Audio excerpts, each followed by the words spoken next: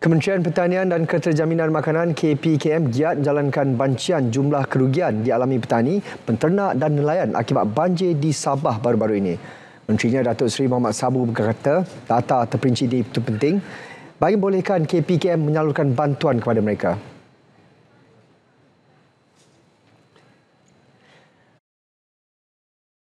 Sektor agro makanan dianggarkan mencecah 2.2 juta ringgit.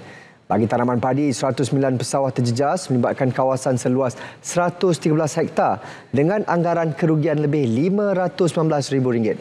Untuk tanaman selain padi, 61 petani terjejas melibatkan kawasan seluas 78 hektar dengan anggaran kerugian RM748,000 membabitkan tanaman nanas, cili dan sayur-sayuran.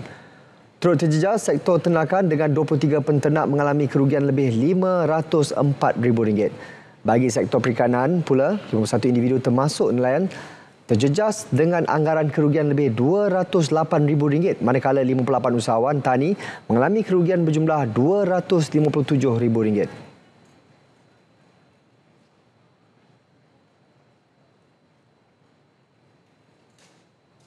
Melalui pengumuman belanjawan 25 juta kepada KPKM untuk melaksanakan tabung bencana pertanian.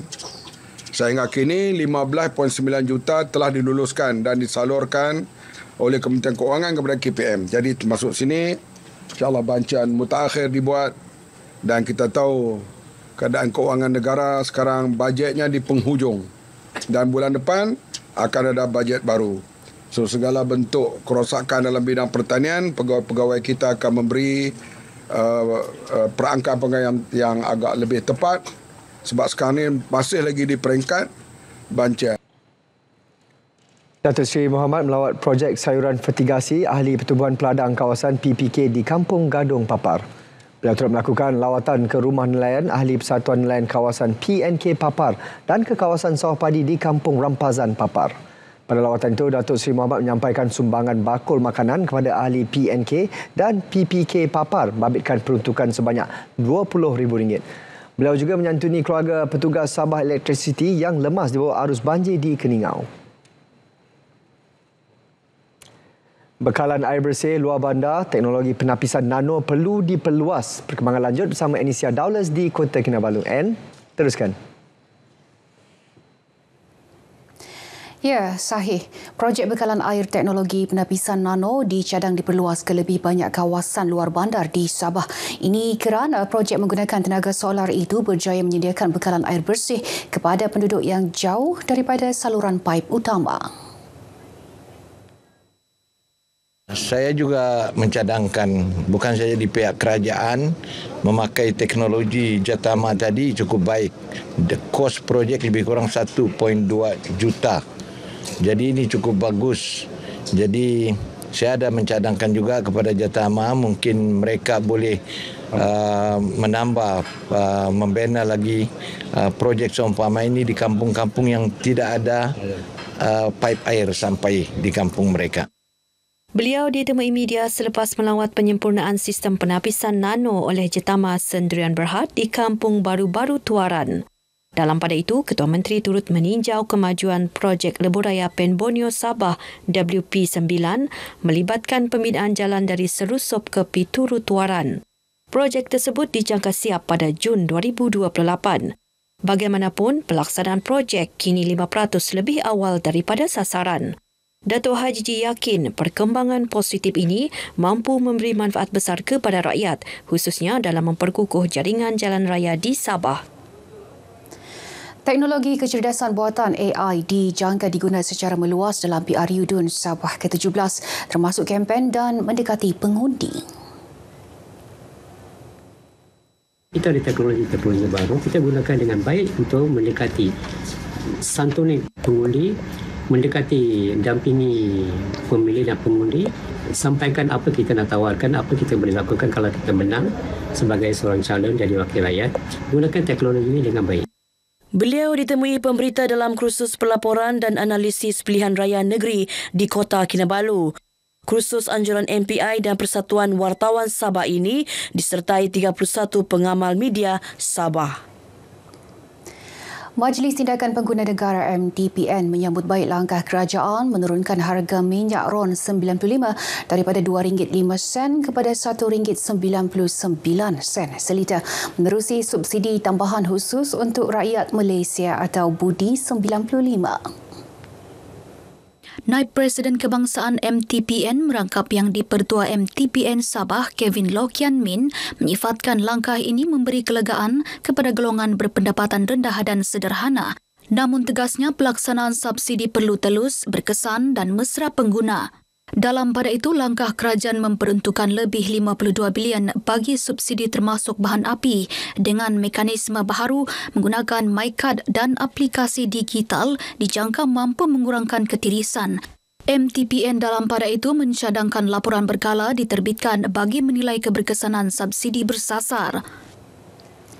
Sebanyak 11 kenderaan mewah disita JPJ Sabah menerusi operasi khas Ops Luxury bermula Jun hingga September tahun ini. Kenderaan disita melibatkan pelbagai jenama mewah. Menurut kenyataan pengarah JPJ Sabah, Datuk Muhammad Haris Ali, sitaan melibatkan beberapa daerah iaitu Kota Kinabalu 7, Tawau 2, Sandakan dan Beaufort masing-masing sebuah. Operasi khas berkenaan memberi tumpuan kepada kenderaan yang tidak memiliki lesen kenderaan motor LKM sah serta perlindungan insurans. Selain saman, tindakan sitaan dibuat mengikut Seksyen 64-1 Akta Pengangkutan Jalan 1987 bagi memastikan kesalahan tidak berulang. Kerajaan Persekutuan terus memperkukuh usaha pemulihan pasca banjir di Sabah khususnya di Putatan. Timbalan Menteri Belia dan Sukan Adam Adli berkata inisiatif ini dilaksana menerusi pelbagai agensi termasuk penglibatan golongan belia bagi memastikan bantuan dan kerja pembersihan lebih menyeluruh. Saya harap ramai yang boleh tampil sama ada menerusi platform yang diwujudkan oleh kerajaan maupun platform yang diwujudkan sendiri secara sukarela oleh mungkin kumpulan dan juga komuniti sendiri.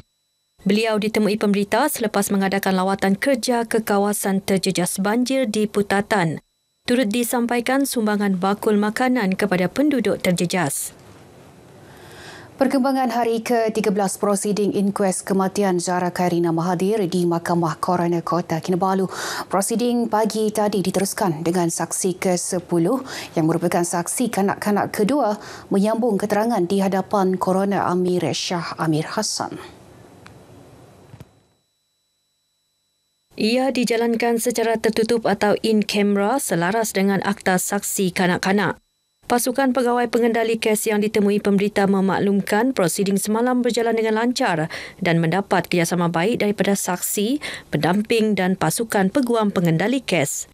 Dua lagi saksi kanak-kanak dijangka tampil hari ini, manakala beberapa pelajar lain akan dipanggil mulai esok. Sementara itu, notis tunjuk sebab terhadap Presiden Warisan Datuk Seri Panglima Muhammad Syafiee Apdal berhubung kenyataannya yang didakwa menghina prosiding inkues kematian Zahra Khairina Mahathir sudah diserahkan. Perkara itu disahkan Pengarah Pendakwaan Negeri Nahradollah yang juga pegawai pengendali kes inkues ketika ditemui pemberita di Mahkamah Kota Kinabalu. 22 September lalu, Mahkamah Coroner mengeluarkan notis tunjuk sebab terhadap Datuk Syafiee berhubung kenyataannya mengenai inkues kematian pelajar tingkatan 1 itu. Coroner Amir Shah Amir Hassan membenarkan permohonan oleh peguam Datuk Ramsing yang turut disokong semua pihak dalam prosiding. Sebelum ini tular di media sosial sebuah rakaman video memaparkan Datuk Syafiee membuat kenyataan berhubung kes tersebut yang didakwa menghina mahkamah. Daerah Tambunan berpotensi menjadi ladang kelapa terbesar di negeri ini. Ia menerusi rancangan membangunkan lebih 1,600 hektar kawasan padang ragut di daerah itu. Menteri Pertanian dan Industri Makanan Datuk Seri Panglima Dr. Jeffrey Kitingan berkata, jika berjaya direalisasi, ia akan mengatasi ladang kelapa PJ Nagus di Semporna yang terbesar di Borneo dan Malaysia ketika ini. Beliau berkata demikian ketika merasmikan Majlis Pecah Tanah dan perasmian laman Nusifira di Tambunan. Sebelum ini, projek perladangan kelapa diusahakan di 3 padang ragut melibatkan kampung Kuala Namadan, Tobo dan Naudu. Ahli Parlimen Pinampang Datuk Iwan Benedict berpuas hati dengan kemajuan projek penaiktarafan jambatan Sungai Moyog Timpangoh, Babagon. Projek kini mencapai 37% lebih awal daripada jadual. Jambatan konkrit sepanjang 90 meter dengan kos 16.8 juta ini mula dibina pada Jun 2024 dan dijangka siap dalam 2 tahun namun berpotensi digunakan seawal hujung tahun ini. Projek ini akan memberi manfaat kepada kira-kira 6,000 penduduk mukim Babagon, khususnya petani dan pelajar yang sebelum ini hanya bergantung kepada laluan low-level crossing yang sering dinaiki air semasa hujan lebat.